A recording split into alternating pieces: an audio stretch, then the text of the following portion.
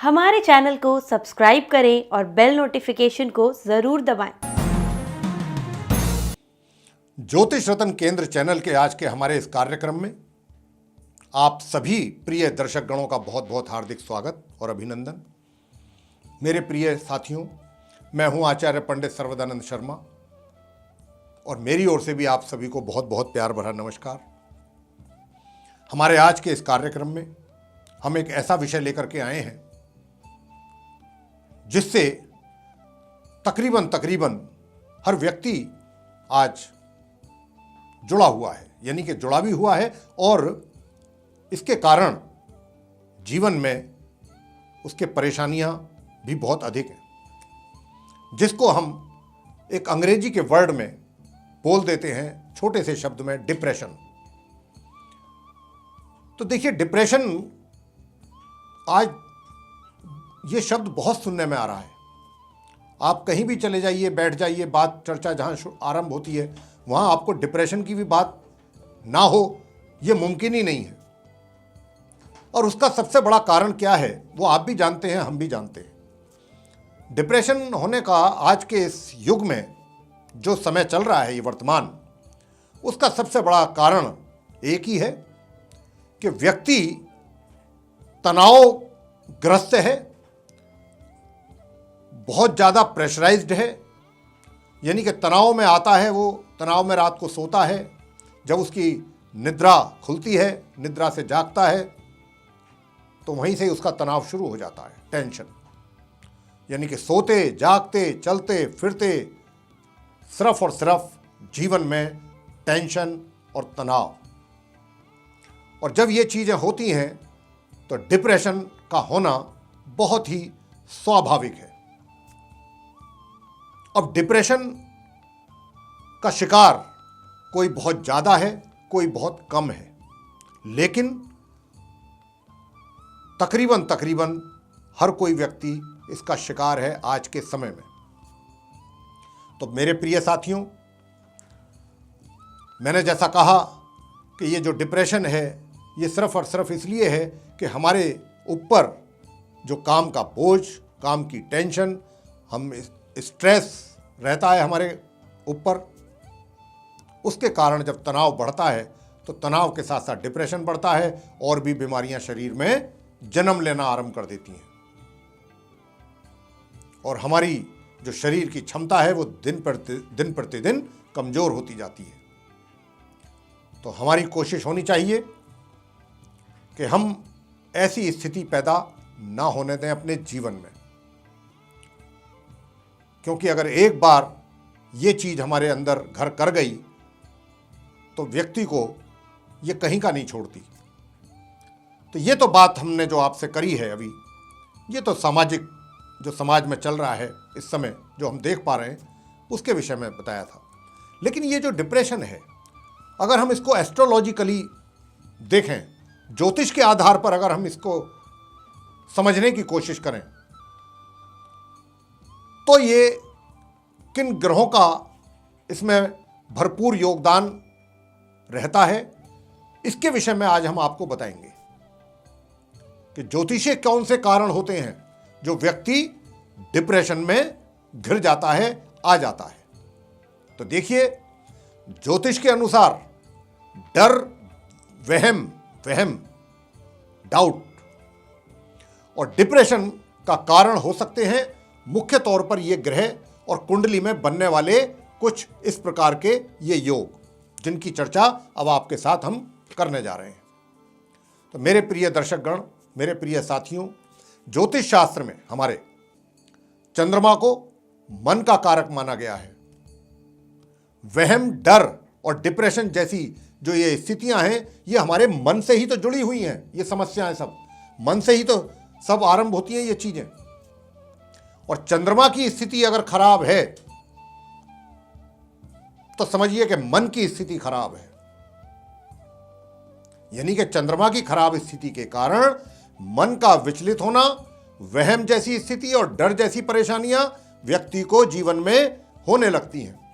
और इसके अलावा, इसके अतिरिक्त राहु भी कम नहीं है। राहु ग्रह भी अपना पूरा योगदान देते हैं, इसमें पूरा कंट्रीब्यूशन है उनका चंद्रमा के बाद। ये भी कुछ इसी प्रकार की स्थिति जीवन में व्यक्ति के पैदा कर देते हैं, जैसे मन में भ्रम पैदा करना, डिप्रेशन जैसी स्थिति में लाना। और कब होती हैं ये समस्याएं ज्यादा व्यक्ति के जीवन में? जब चंद्रमा बहुत कमजोर स्थिति में हो आपकी कुंडली में, या फिर इसी कमजोर ग्रह की जीवन में कोई ग्रह है, या तो जैसे कि आपका कुंडली है, मान लीजिए उसमें चंद्रमा की स्थिति बहुत ज्यादा कमजोर है, बहुत ज्यादा खराब है, और ऐसे ही फिर किसी खराब ग्रह की महादशा आपके जीवन में चल रही है, या फिर चंद्रमा की ही महादशा आपके जीवन में चल रही है, और चंद्रमा पर क्रूर और पापी ग्रहों का प्रभाव बना हुआ है आपके कुंडली में, या फिर चंद्रमा का केतु के साथ संबंध बना हुआ है, तब क्या होता है? तब यही होता है कि डर, वहम और डिप्रेशन जैसी स्थितियां व्यक्ति के जीवन में जन्म लेती हैं। राहु के कारण भी डर पैदा होता है, जैसा मैंने अभी आपसे कहा। जब व्यक्ति की कुंडली में राहु की स्थिति खराब होती है, और जितनी ज्यादा खराब होगी, या फिर राहु और चंद्रमा का साथ हो, यानी कि राहु चंद्रमा के साथ अपना कोई संबंध बना रखा हो उन्होंने कुंडली में आपके, तब भी डर और वहम जैसी स्थिति और डिप्रेशन जैसी स्थिति जीवन में व्यक्ति के बनती है। या फिर व्यक्ति के जीवन में खराब राहु की महादशा चल रही हो, यानी कि राहु की स्थिति आपके कुंडली में, जन्म पत्रिका में बहुत खराब है, और उसी की महादशा चल रही है आपके जीवन में, उसी का समय चल रहा है उस ग्रह का, तो अभी व्यक्ति के मन में डर, वहम, डिप्रेशन, चिंताएं, तनाव, यह सब चलता है। चंद्रमा अन्य ग्रहों के साथ मिलकर कई शुभ और कई अशुभ योग भी बनाते हैं। ऐसे ही अशुभ योग हैं जिसको अशुभ हम ग्रहण योग कहते हैं। यह बहुत अशुभ योग है, ग्रहण योग। जिस व्यक्ति की कुंडली में यह अशुभ योग बनता है या उसका निर्माण होता है, उसकी मानसिक स्थिति पर भी इसका बहुत बुरा प्रभाव पड़ता है जीवन में। जैसा कि हमने अभी आपको बताया है कि राहु का चंद्रमा के साथ संबंध बनने से ग्रहण योग का निर्माण होता है कुंडली में, और क्योंकि चंद्रमा के साथ राहु के संबंध से चंद्रमा बहुत ही दूषित, बहुत कमजोर हो जाते हैं, जिसके कारण व्यक्ति के मन में नकारात्मक एवं काल्पनिक ख्याल आने लगते हैं, और व्यक्तियों के मानसिक समस्याएं भी बहुत बुरी तरह से बढ़ने लगती हैं। कार्य क्षेत्र पर भी व्यक्ति के जीवन में पड़ते हैं प्रभाव। कैसे पड़ते हैं, क्या पड़ते हैं?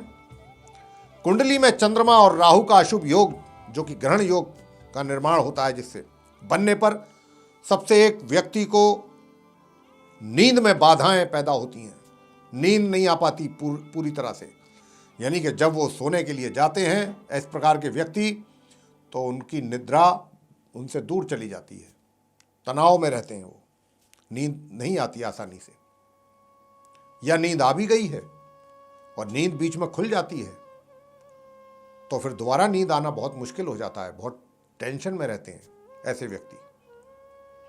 नींद में बाधाएं उत्पन्न होती हैं जब इस प्रकार का ग्रह योग जो है, ग्रहण योग जब बनता है कुंडली में व्यक्ति के, जिस व्यक्ति के भी, उनके दिल और दिमाग में बुरे ख्याल आने लगते हैं, और बुरे सपने भी आते हैं, डरावने सपने आते हैं, ऐसे सपने जिनको देख करके वो भयभीत हो जाते हैं, उनके विषय में सोच करके भयभीत हो जाते हैं। कुछ ऐसी कल्पनाएं मन में आती हैं जिनको सोच सोच करके उनका मन बहुत भयभीत हो जाता है।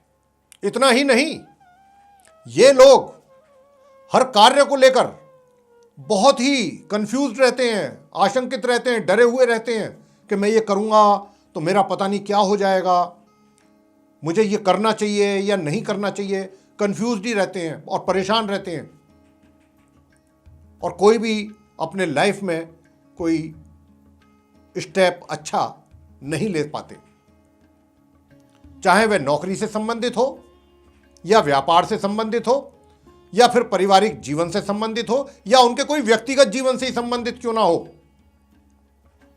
इस योग के कारण व्यक्ति के मन में अपने जीवन साथी को लेकर के भी शक और वहम जैसी स्थिति पैदा होने लगती है। वो अपने लाइफ पार्टनर को भी वहम और शक की दृष्टि से देखता है। ये जो हमने आपको चीजें बताई हैं, ये तो वो प्रमुख कारण हैं ग्रहों के, जिनके कारण जीवन में व्यक्ति के इस प्रकार के चीजें देखने में आती हैं।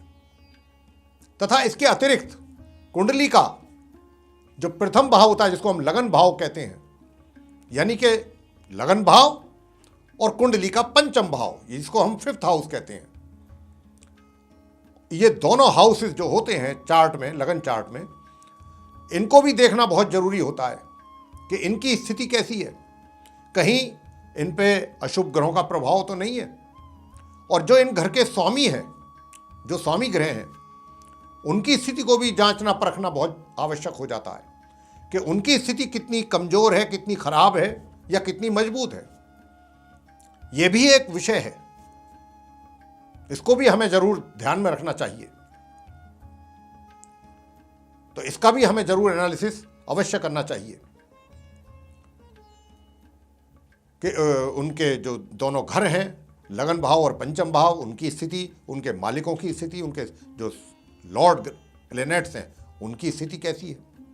अगर इनमें से किसी एक की या दोनों की स्थिति खराब या कमजोर है या शुभ स्थिति है, बनी हुई है, तब भी व्यक्ति को उसके जीवन में डिप्रेशन जैसी समस्याओं का सामना करना पड़ जाता है।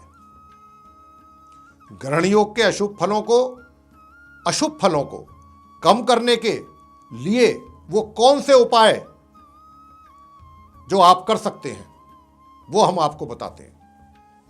देखिए, अगर इस प्रकार का योग कोई है, चंद्रमा की स्थिति खराब है, राहु के कारण अगर स्थिति खराब है, तो आप कर सकते हैं ये उपाय। और ये उपाय हैं, नंबर 1, भगवान शंकर जी की नियमित रूप से पूजा करें तथा भगवान शंकर जी के शिवलिंग पर गंगा जल पानी में, जल में, शुद्ध जल में मिला करके शिवलिंग का अभिषेक करें, जलाभिषेक, तथा भगवान शिव जी के मंत्रों का भी वहीं बैठ करके जप करें। और जप जो करें वो बहुत ही सही तरीके से उसका उच्चारण होना चाहिए, गलत उच्चारण ना हो, इस बात का भी विशेष ध्यान रखें।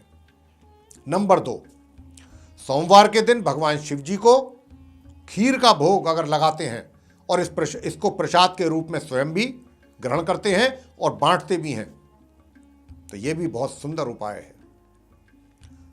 तीसरा उपाय, पूर्णिमा का जो दिन होता है, पूर्णिमा का व्रत आप रखें, आपके लिए बहुत शुभ उपाय रहेगा ये। नंबर 4, देखिए, अगर आपके जीवन में कुछ इस प्रकार की समस्या बनी हुई है, डिप्रेशन जैसी, तो आप एक बात तो आज हमारी नोट कर लीजिए कि अपने जीवन से नशीली चीज़ों को, किसी भी तरीके का जो तामसिक भोजन है, मांसाहारी भोजन, नशीली चीज़ें यानी कि शराब पीना या कोई और तरीके का नशा, ज़्यादा स्पाइसी फूड, इन चीज़ों को आपने त्यागना पड़ेगा। अगर आप इन चीज़ों से दूर रहते हैं तो आप समझ लीजिए कि एक बहुत ही शुभ उपाय कर रहे हैं, बहुत अच्छा उपाय करने जा रहे हैं इस दिशा में। और अंतिम उपाय, मां चंडी का स्तोत्रम का पाठ नियमित रूप से करें। ये उपाय हैं कुछ बड़े सरल और आसान जो हमने आपको दिए हैं कि अगर कहीं आप भी अपने जीवन में कुछ इसी प्रकार की परिस्थितियों का सामना कर रहे हैं तो फिर आप करें ये उपाय। और फिर अगर इसके बावजूद भी आपको उनका फल प्राप्त नहीं हो पा रहा है तो आप अपनी कुंडली, अपनी जन्म पत्रिका हमसे मिल करके उसका एनालिसिस करवा सकते हैं, विश्लेषण करवा सकते हैं और ये जानकारी ले सकते हैं हमसे कि वो कौन सा कारण है कि जिसके कारण आपके जीवन में इस प्रकार की समस्या बनी हुई है।